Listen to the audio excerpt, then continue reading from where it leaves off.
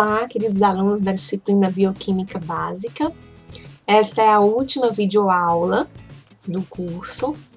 É uma pequena videoaula onde eu pedi para alguns alunos que trabalham conosco no laboratório de análises e pesquisas de bebidas alcoólicas, que eu estou coordenando.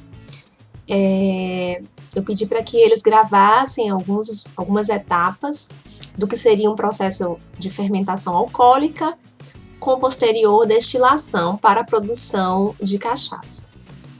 Então, as imagens que vocês vão ver, né, a maioria elas são relatadas pelo aluno Alan, que é um aluno de Química Industrial, e que gentilmente fez essa gravação para a gente, e aí para os monitores, né, Lucas, Amanda, fazerem a edição. Então, só para que vocês não ficassem sem saber, né, como seria. Não muda muito em relação àquele vídeo que eu mostrei para vocês na última aula, só que é numa escala menor, uma escala laboratorial. Eu espero que vocês gostem.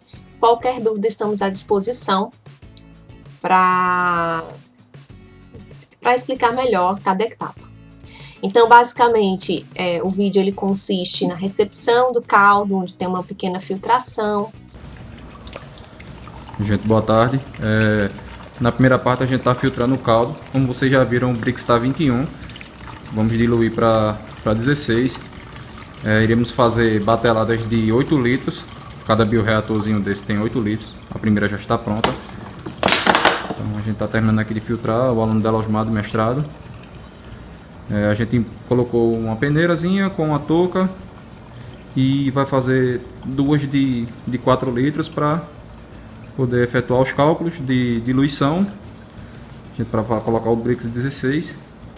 Vai dar em torno aí de 2 litros e 500 ml de água, mais ou menos.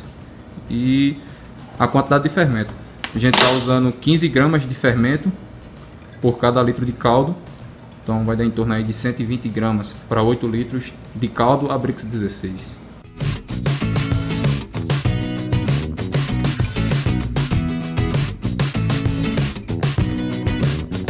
Depois, a adição do inóculo, né, onde uma parte do caldo ela é aquecida, né, para que haja a ativação das leveduras, né.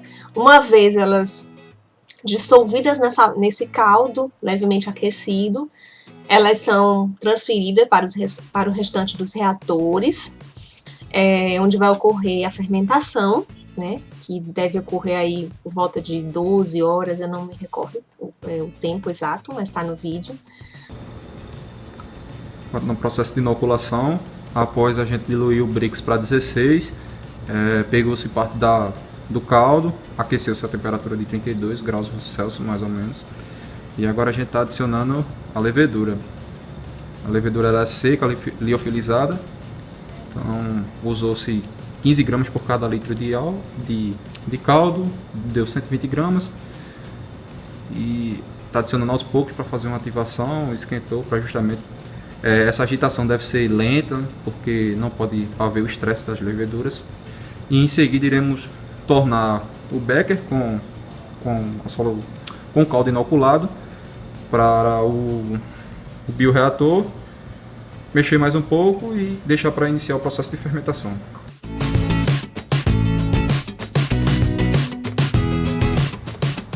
Agora já foi adicionado o inóculo ao bioreator. Agora a gente vai esperar o processo de fermentação.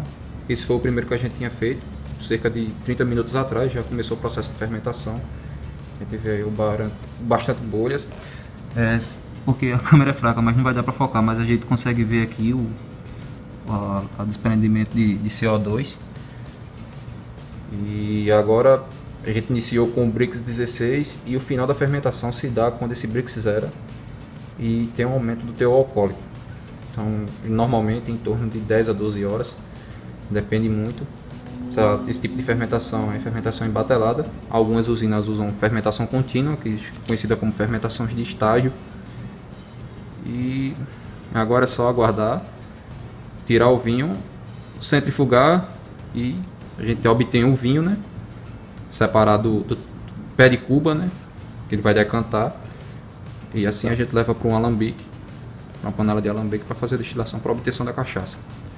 Lembrando que cachaça, destilado de alambique, de cobre, com graduação de 38 a 48 GL. Unicamente da cana de açúcar. Outras matérias-primas é aguardente.